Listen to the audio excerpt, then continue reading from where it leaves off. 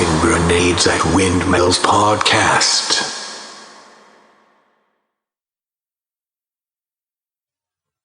Hey there, this is Rhombus Ticks. Welcome to the Tossing Grenades at Windmills podcast. I'm happy to talk to you. Well, I guess I'm talking at you, but that's rude, so I don't like to say it like that. Anyway, I'm going to be reading Chapter 12 of Grenademan vs. the Zombies by T.C. Ricks. Chapter 12. Beads worked on an assembly line for 20 hours a day once the real fighting started. That had been 4 days ago, and now she was starting to feel pretty worn out. But she hadn't given up yet. The fighters on the front line needed ammo, and it was her job to make sure that the stockpiles didn't run out. The factory was filled with aged industrial machines converted to the needs of the town, hybridized with more modern stuff that they brought with them. Buckets of silver dust lined the outside of the silver building, waiting for the others to bring the buckets inside. The sunlight glinted on the window panes, which looked partially melted with time. The walls had holes where an industrial crew had ripped out asbestos to keep the workers safe, but had never bothered to replace it with anything else.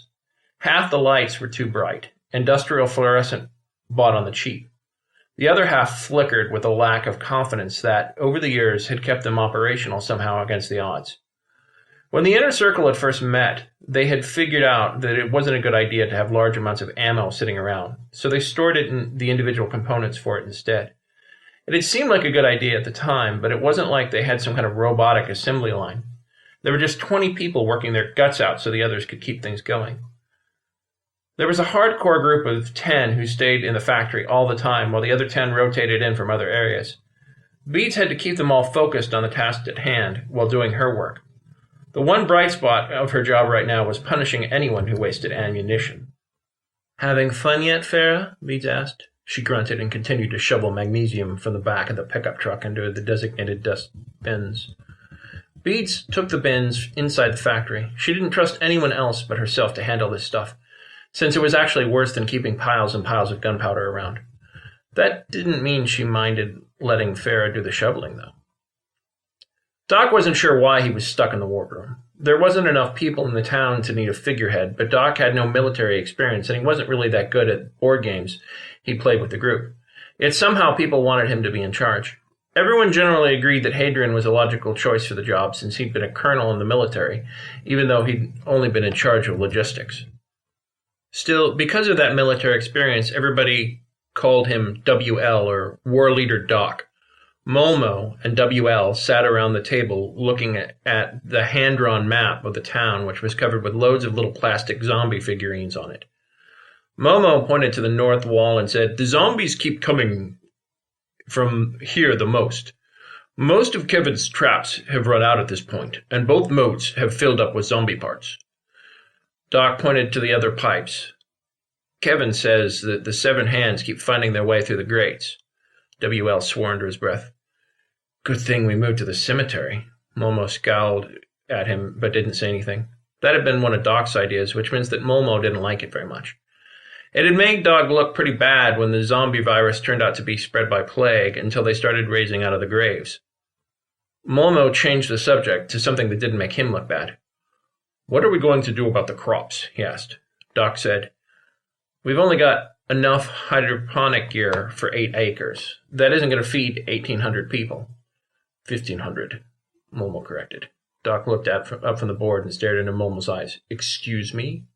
We've had 40 casualties so far. If we figure out the same casualty rate versus the amount of food we have, we can reach a break-even point on the hydroponics, roughly at the same time we reach that level of people. At least we do if we double-stack the plants, which I think we can do without much problem." Doc patiently took a deep breath. He rubbed his eyes and stared out the window at the wall. 2 young teenagers played with a Molotov cocktail down at a couple of zombies trying to climb the wall. He kept having to tell himself that Momo was thinking logically. He wasn't actually advocating a policy that got 300 people killed. What if that many people don't die? Then we either need more hydroponic equipment, more fuel for the generators, or more food. WL sighed and looked in the same direction as Doc. "Which means going beyond the wall," he said. Momo slammed his hands on the table. Absolutely not. At least not until after the month is played out. We are just past the halfway mark, and there's still no sign of Jarvie. If we're really lucky, he doesn't know where we are, Doc interrupted him and said. He knows where we are. Or he's gotten distracted or something. Maybe he's got eaten by one of his own zombies or something. Doc smiled and pushed his glasses off his nose. Do you really think that's likely to happen? Well, probably not. Doc leaned back in his chair. So what are we going to do about food? Momo slammed his hands on the table again. We aren't doing anything until after the month is up. We need everyone here to fight. Doc stared deeply into his eyes, showing more moxie than usual. Are you absolutely sure about that, Momo? Then, with a careful bit of prestidigitation, Doc tossed a small brass thumbtack he'd been keeping in his cuff directly between Momo's hands without taking his eyes from Momo's. Yes, I'm certain. Are you absolutely sure? Momo raised his hands in a surrendering gesture. What is with you today, Doc? We can't spare people to go out and look for food. We need anyone and everyone we can for Jarvie when he gets here. We've got enough spare food for 3 months. Yeah, but how hard is it going to be to undo the damage if we do have Jarvie come here and unleash some powerful magic or something? We don't! Momo slammed his hands back down on the table. Momo winced in pain. Doc sighed and said, You win. Momo stared at his hand for a few seconds. He said, Excuse me, I'll be right back. WL looked at Doc and grinned. Doc sighed. He really shouldn't get any satisfaction from messing around with the less than intelligent, and yet he did. So aside from food, how are we holding out? He asked WL. The dead zombies are a lot harder to kill than the live ones. With the live zombies, even though they were faster, a good solid hit to the head and they drop. Now, even when you drop them, they come up faster. Yeah, I think most of these people still alive on the planet know that by now. WL looked annoyed but kept talking calmly. The reason I mention it is because of the challenge it brings us. We got guns and more unconventional weapons. We're even starting to make swords, but the dead zombies are incredibly strong. Defensively speaking, it's still to our advantage to keep them out there. We're doing a good job for the most part, but they really aren't stopping. All the dead live ones are... What? The live ones we shot that came back from the dead. Oh, right. WL coughed and continued. They really clogged up our plans. If it had just been one type or the other, we could have been okay, but both zombie types are really pushing us to the limit. Doc thought for a moment and then asked, Is it even worth it to keep up the Abmo factory anymore? WL looked at the board and then looked outside. Yes, but only the rounds we should be making at this point are shotgun rounds. The pistols and rifles simply aren't going to cut it anymore. But that means we're going to have the machine shop start retooling to produce shot. It also means the effective range of our defense is much shorter. Is there any way we can get something like a shotgun with a longer range? Slugs, but they might not do as much damage. Bigger caliber bullets would do that maybe, but I'm fresh out of elephant guns. Nothing else is going to take the heads off these suckers. Doc clearly had a lot of thinking to do. He thanked the general and then left. He'd called a meeting with Kevin, Beads, and Hector. They had some brainstorming to do. Normally, he'd have called Oscar and Marv, but they weren't there, and quite frankly, Michelle wasn't that good at thinking of anything but Marv. They had all met in a tiny restaurant Hector had been running since they'd been in town. Hector had tried to liven the pizza joint up with graphic pictures of half a dozen comic books and geeky movies, but the place still felt like a bad throwback to the 1950s. It just didn't feel real. Then again, these days, did anything feel real? He looked at Hector and said, We're kind of at a dead end, Kevin snickered. Doc smirked and winked at Kevin. If you want to start a pun war, we can. Bead scowled at Doc. One of the conditions of their relationship was an end to the great pun wars. Doc had developed a long and horrific reputation for slewing out some true groaners. As it turned out, Beats had a rather large vulnerability to such things and no desire to see it repeated. Doc smiled wider and said, We are fresh out of ideas. Kevin snickered. Hector threw a box of French fries at Kevin's head. You're reaching on that. Doc tried again, trying not to smile as much. Right. We have a problem. The shotguns are the only thing that kill these guys. Normal guns just don't do it. I say just keep blowing them to smithereens. Kevin ate one of his French fries from the box. And what, precisely, should we blow them to smithereens with? Doc asked. Flamethrowers. Doc sighed and put his fingers on the bridge of his nose. He took a deep breath. Flamethrowers don't blow things up. They burn things. They do if you explode the canisters. So you're saying we should throw some fuel canisters at the zombies? Kevin thought a moment and shrugged. Sure, sounds like a good idea to me.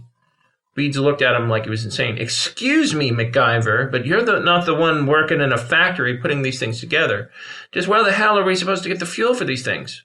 Kevin shrugged. I don't know. We could use a gas station, Doc pointed out. I think we need the gas station for things like cars, or we're going to pretty much give up any hope of surviving after the zombies. Beads ate a fry from her own box.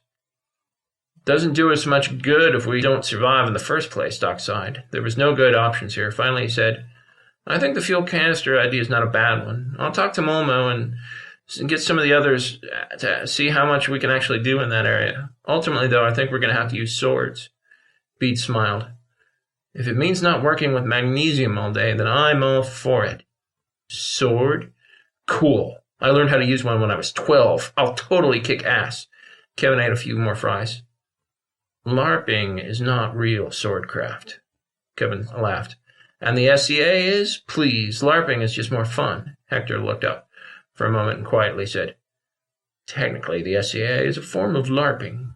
Doc smirked. He took a moment to eat his hamburger, then think about this while the others were arguing about obscure parts of geek lore. This might not be a bad idea, really. The truth was, swords didn't use much fuel. It was close and personal, but the zombies, the dead ones anyway, were hardly the most effective warriors. In fact, they pretty much just lurched and grabbed at anything they could. He also vaguely recalled that in Dungeons & Dragons, there were only a one-hit die monster. Doc took the idea to Momo, who looked at him like he was on crack and suggested they use machetes instead. Pretty soon everyone was training with the machete. Why did it always come back to farming implements?